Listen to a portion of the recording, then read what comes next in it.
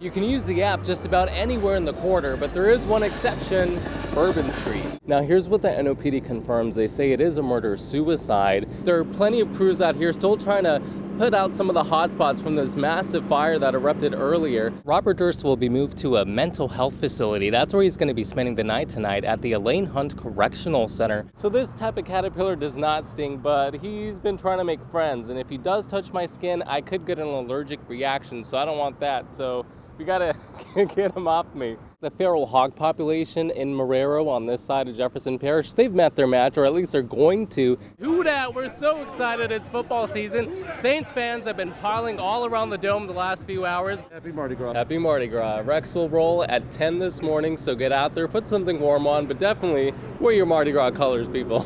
Back to you, John and Aaron. A woman grieves. A father rages over the death of his son, a death that could have been prevented. And these perpetrators are as brazen can be. Obviously, they don't really give a damn about the community. They don't give a damn about an ordered and structured society. They only care about their particular freedom, and they're willing to shoot bullets at no matter who gets in the way. Jefferson Parish Sheriff Newell Norman says 25-year-old Desmond Willis, suspected of dealing drugs in the area, tried to flee a traffic stop in Harvey. Investigators say Willis sped off in his truck, crashed it along a fence near the Holiday Inn on Manhattan Boulevard, and then shot at officers when he tried to escape on foot. I heard them say, drop, stop, drop the gun. And after they said stop the gun, he was still running. He ran out of my sight towards the Waffle House.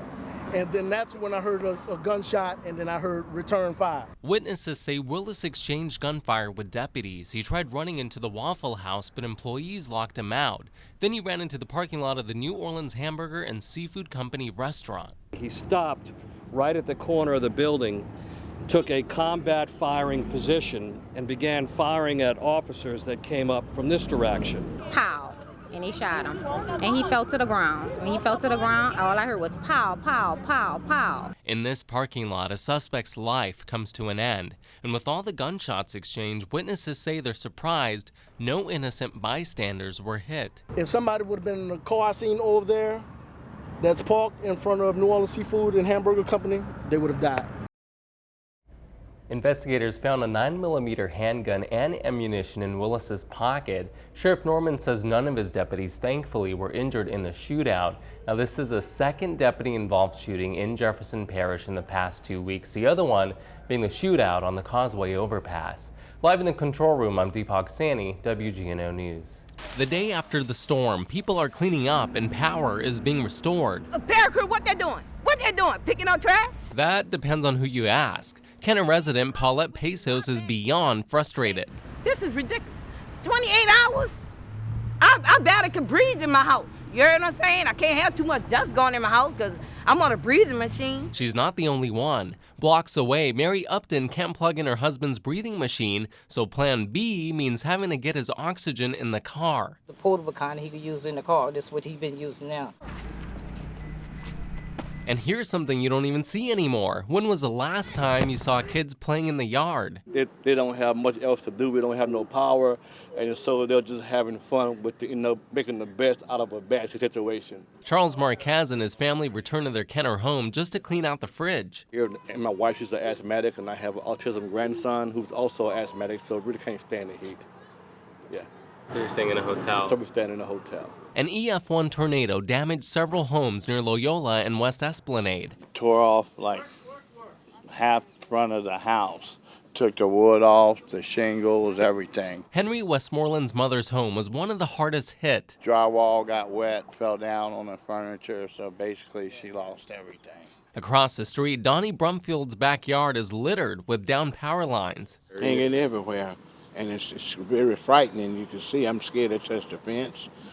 I'm scared to go over there by him because I don't know what's live and not. He doubts he'll have power for a few more days, and while Energy is working around the clock and bringing in crews from around the state, some say their power is not coming back quick enough. It's been too long. The right people need to be in the right office to do the right thing. I should have ran for office. Yes, I should have did that. She's not very happy there. Well, at this time, there are nearly 3,400 Entergy customers in Jefferson Parish still without power tonight. Now, I talked to Energy Kurt. They said customers in Metairie and Kenner who still didn't get power back by 10 tonight, they should either get an automated text or a message letting them know when it's going to come back on. Get set, go. Let's hear it, let's hear it. Let's go, let's go. When you're on a mission to condition,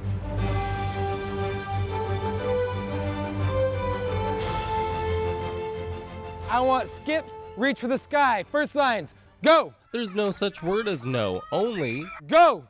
A small word with a big impact when you have a loud coach. Don't mess. Yeah. Coach D, as the kids call him, Don't mess with the best, 'cause the best don't mess, don't fool. has a youth-run NOLA at Langston Hughes Academy. When you get just certain kids together, it becomes your dream team.